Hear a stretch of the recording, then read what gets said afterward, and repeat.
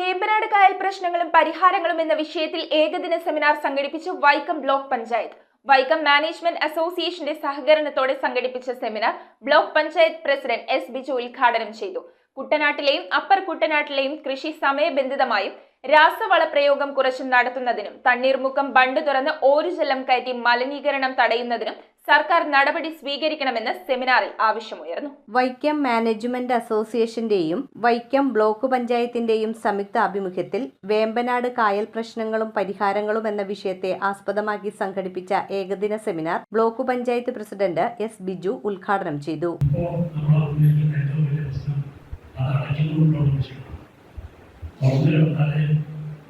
കൃഷി ചെയ്യുന്നവർക്ക് ശരിയാകത്തുള്ളൂ, അല്ല കൃഷി അടച്ചിടാതെ കൃഷി ചെയ്യുന്നവർക്ക് ശരിയാകുള്ളൂ, തുറന്നാലേ മത്സ്യബന്ധനം ചെയ്യുന്നവർക്ക് ശരിയാകുള്ളൂ, അല്ലെങ്കിൽ അത് നമ്മുടെ മത്സ്യസമ്പത്ത് വർദ്ധിക്കുകയുള്ളൂ.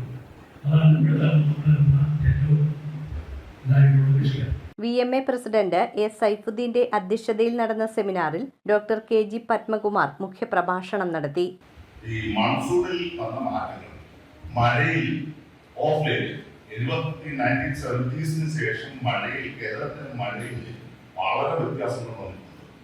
ഇതൊരു ഫാക്ടർ.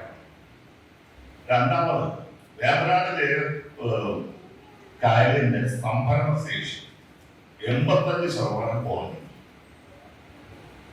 പണ്ട് 100 ലിറ്റർ സ്റ്റോർ ചെയ്യാൻ വെള്ളം സ്റ്റോർ ചെയ്യാൻ ഇപ്പൊ 15 ലിറ്റർ. ഇതുകൊണ്ട് എന്താ പറ്റുന്നത്? ചെറിയൊരു മഴ പെയ്താൽ മതി, വെള്ളം ഒരു പറമ്പിലേക്കൊക്കെ സംഭരണമില്ല.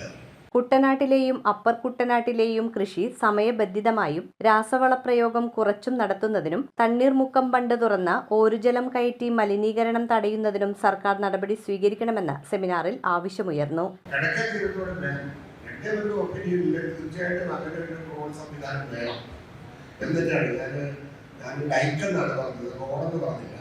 അതായത് കുപ്പപ്പുറം മുതൽ കൂത്തോട്ട വരെ ഒരു റോഡ്, അതായത് കായലിനോട് ചേർന്നിട്ട് ഒരു ഡൈക്ക്. ഈ ഡൈക്ക് ഗ്രാജുവലി ഒരു 3 മുതൽ 5 മീറ്റർ വീതിയിൽ. കാരണം പറയുന്നത് എക്കൽ യൂട്ടിലൈസ് ചെയ്യാനുള്ള പ്രധാനപ്പെട്ട ഒരു ഉദ്ദേശമാണ്. കാരണം വന്നു കൂടിയിട്ടുള്ള എക്കൽ അതൊരു കാർബൺ സോഴ്സാണ്. അതിന് CSR ഫണ്ട് ഉപയോഗിച്ച് സൂക്ഷിച്ചുകൊണ്ട് ഒരു ബയോഷീൽഡ് നിർമ്മിച്ചുകൊണ്ട് അതിന്റെ ഉള്ളിൽ, കാരണം എക്കോട്ടോൺ സംരക്ഷണത്തിന്റെ രീതിയിലെ ഒരു റോഡുണ്ടാക്കാം. വിവിധ വിഷയങ്ങളിൽ A Muhammad Kunju, doctor MS Shailajakumari, doctor VN Sanjeevan, KK Rameshan തുടങ്ങിയവർ പ്രബന്ധങ്ങൾ അവതരിപ്പിച്ചു. പരിസ്ഥിതി ശാസ്ത്രജ്ഞൻ ഡോക്ടർ മധു മോഡറേറ്ററായിരുന്നു.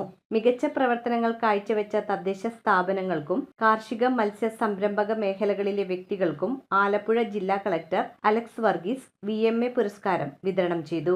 VMA secretary general advocate P Venu, P Rajendra Prasad, doctor NK Sasidharan, MN Prasad, M Raju എന്നിവർ നേതൃത്വം നൽകി.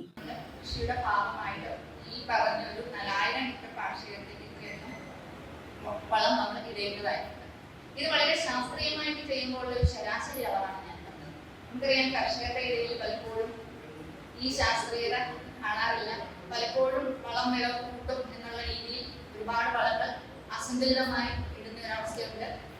അതിന്റെ ഭാഗമായിട്ട് തന്നെ രോഗങ്ങൾ വരുന്നുണ്ട്, കീടനാശിനിയുടെ ഉപയോഗം കൂടുന്നുണ്ട്.